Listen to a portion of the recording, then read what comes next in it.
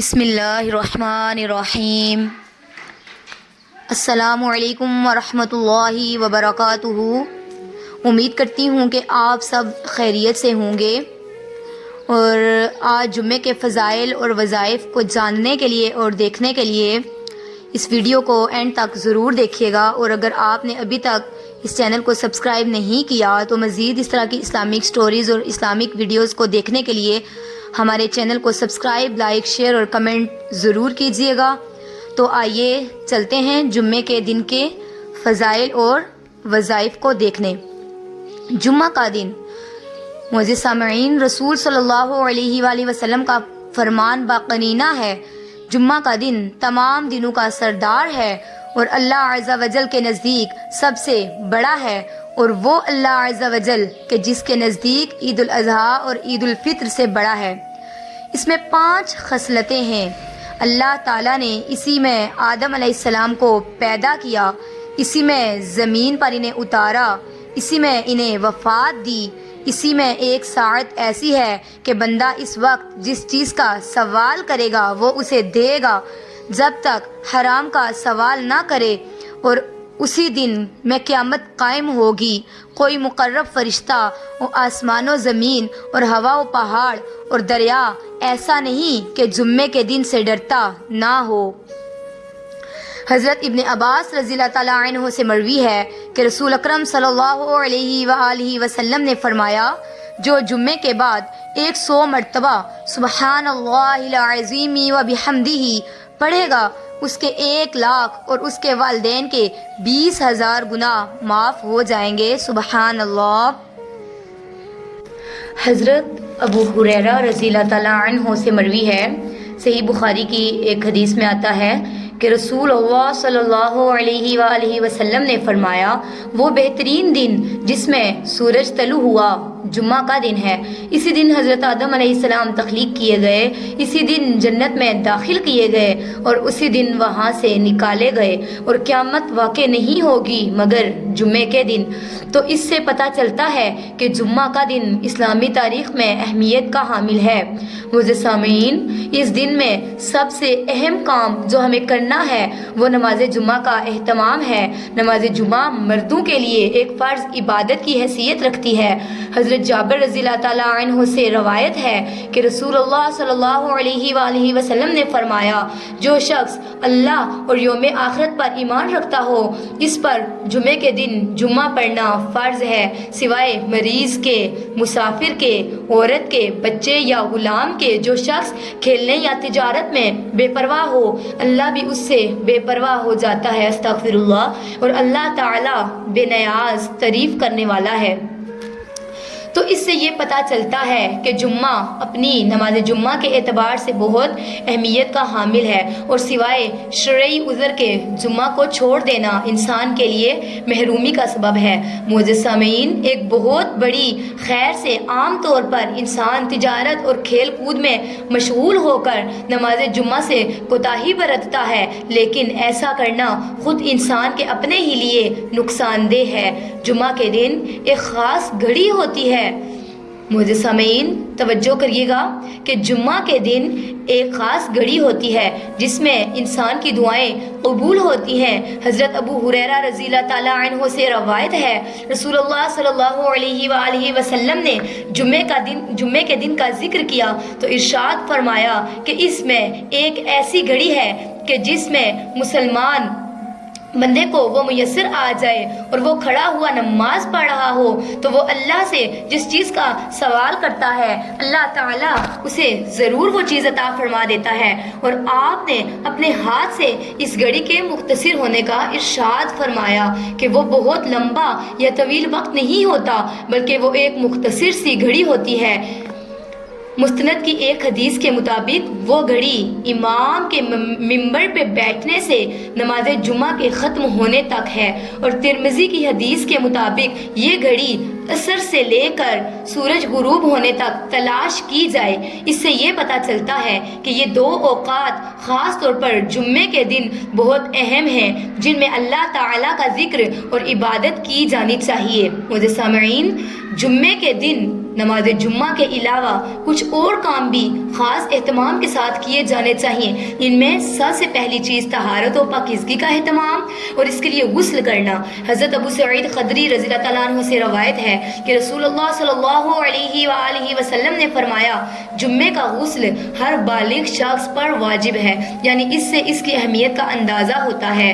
حضرت سلیمان فارسی رضی اللہ تعالیٰ عنہ کہتے ہیں کہ نبی پاک صلی اللہ علیہ وآلہ وسلم نے فرمایا جو شخص جمعے کے دن غسل کرے اور جس قدر اس کے امکان میں ہو طہارت کرے تو تیل لگائے یا اپنے گھر کی خوشبو استعمال کرے، اس کے بعد جمعے کے لیے نکلے تو اور دو آدمیوں کے درمیان جو مسجد کے اندر بیٹھے ہوں تفریق نہ کرے یا بیچ میں سے ان کو نہ کاٹے، پھر جس قدر اس کی قیمت میں ہو نماز پڑھے، مطلب قسمت میں ہو نماز پڑھے۔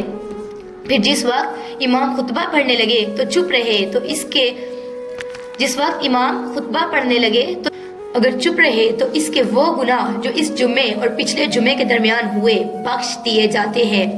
حضرت اوس بن اوس رضی اللہ تعالیٰ عنہ سے روایت ہے کہ رسول اللہ صلی اللہ علیہ وآلہ وسلم نے فرمایا تمہارے دنوں میں سب سے زیادہ فضیلت والا دن جمعے کا دن ہے، بس تم اس دن مجھ پر کثرت سے درود شریف بھیجا کرو۔ تو سب درود شریف پڑھ لیجئے۔ الصلاۃ والسلام علیک یا سیدی یا رسول اللہ، الصلاۃ والسلام علیک یا سیدی یا حبیب اللہ، الصلاۃ والسلام علیک یا سیدی یا نبی اللہ وعلی آلک واصحابک یا سیدی یا حبیب اللہ۔ معزز سامعین، نبی پاک صلی اللہ علیہ وآلہ وسلم نے فرمایا کہ تمہارا درود اس دن مجھ پر پیش کیا جاتا ہے، اس کے علاوہ سورۃ الکہف پڑھنا۔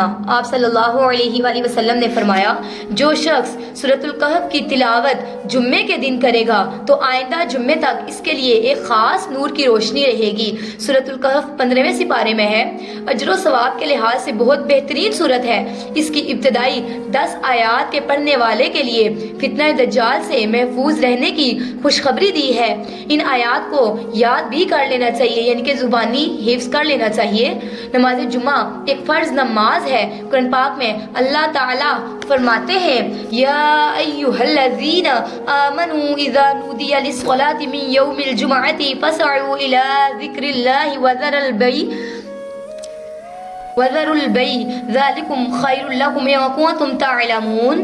اے لوگو جو ایمان لائے ہو، جمعے کے دن جب اذان دی جائے تو تم اللہ کے ذکر کی طرف دوڑو اور خرید و فروخت چھوڑ دو، یہ تمہارے حق میں بہت ہی بہتر ہے اگر تم جانتے ہو، یعنی باقی تمام کام کاج چھوڑ کر عبادت کی گھر سے نماز جمعہ کے لیے مسجد میں حاضر ہونا چاہیے۔ آپ صلی اللہ علیہ وآلہ وسلم نے نماز جمعہ کی فضیلت بیان کرتے ہوئے فرمایا جس نے وضو کیا اور اچھے سے وضو کیا، یعنی بعض اوقات ہم تیزی سے وضو کرتے ہیں، کونیاں خشک چھوڑ دیتے ہیں یا پاؤں کی ایڑیاں خشک چھوڑ دیتے ہیں، یا اسی طرح چہرے کو پوری طرح نہیں دھوتے یا صاف نہیں کرتے تو وضو صحیح طور پر مکمل نہیں ہوتا۔ تو آپ صلی اللہ علیہ وآلہ وسلم نے اچھی طرح وضو کرنے کا حکم دیا اور فرمایا کہ پھر وہ شخص جمعہ پڑھنے کے لیے آئے اور کان لگا کر خطبہ سنے اور خاموش رہے تو اس کے جمعے سے دوسرے جمعے کی درمیانی اوقات اور مزید 3 دن کے گناہ معاف کر دیے جاتے ہیں۔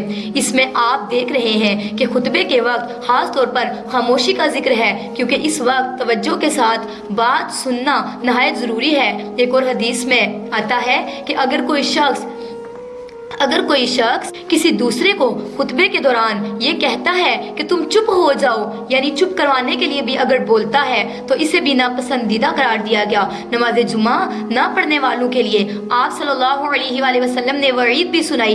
حضرت ابو ہریرہ بن عمر رضی اللہ تعالیٰ عنہ سے روایت ہے انہوں نے رسول اللہ صلی اللہ علیہ وآلہ وسلم کو اپنے منبر کے تختوں پہ یہ فرماتے ہوئے سنا کہ لوگ جمعہ چھوڑنے سے باز آ جائیں ورنہ اللہ تعالیٰ ان کے دلوں پر مہر لگا دے گا اور وہ یقیناً غافل ہو جائیں گے، اور غافل دل تو پھر ایک بیمار دل ہوتا ہے۔ استغفر اللہ۔ معزز سامعین، جمعے کے دن سبحان اللہ و بحمدہ سبحان اللہ العظیم کی تسبیح جو ہے وہ زیادہ سے زیادہ کریں کہ یہ ایسی تسبیح ہے کہ جب آپ یہ تسبیح کریں تو آپ کے لیے پرندے، سمندر کی مچھلیاں اور جانور بھی دعا کریں گے۔